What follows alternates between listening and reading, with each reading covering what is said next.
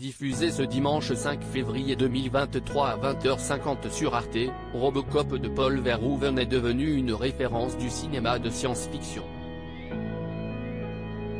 Mais connaissez-vous son lien avec Terminator? Télé Loisirs vous explique tout.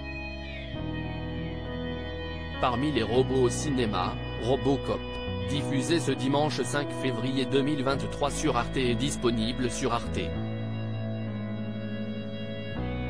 TV, est certainement l'un des plus emblématiques. Apparu pour la première fois sur grand écran en 1987, sous la caméra du cinéaste néerlandais Paul Verhoeven, le policier bionique est devenu culte au fil des années.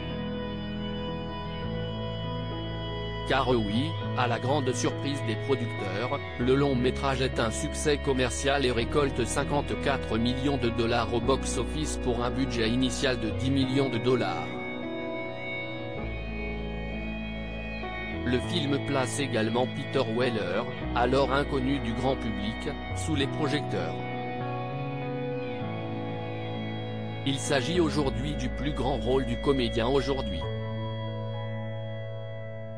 Robocop, une satire dystopique en 1987, Robocop débarque dans les salles obscures.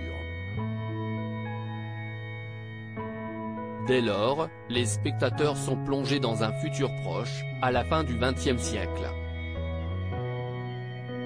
Alex Murphy, incarné par Peter Weller, est un jeune policier abattu en pleine mission. Mais comme tout bon film de science-fiction, il est finalement ressuscité pour devenir un cyborg indestructible, programmé à faire régner l'ordre.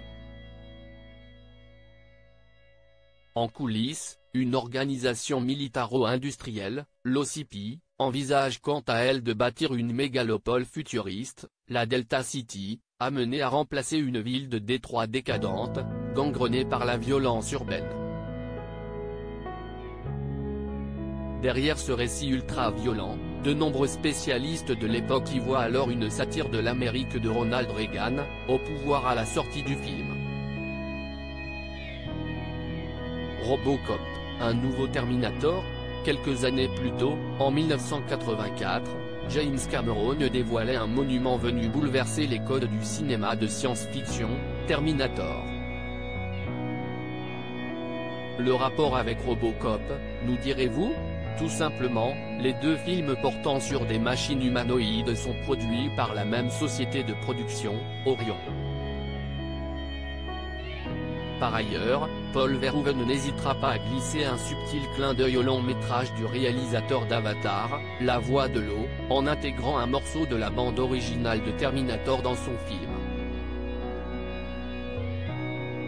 Mais l'in-time connexion entre les robots ne s'arrête pas là.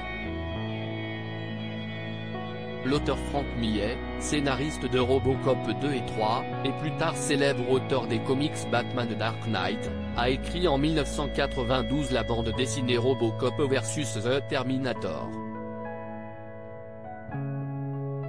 Une preuve que les deux cyborgs avaient tout pour évoluer dans le même univers. À lire aussi Starship Troopers, Robocop, Basic Instinct. Top 5 des meilleurs films de Paul Verhoeven.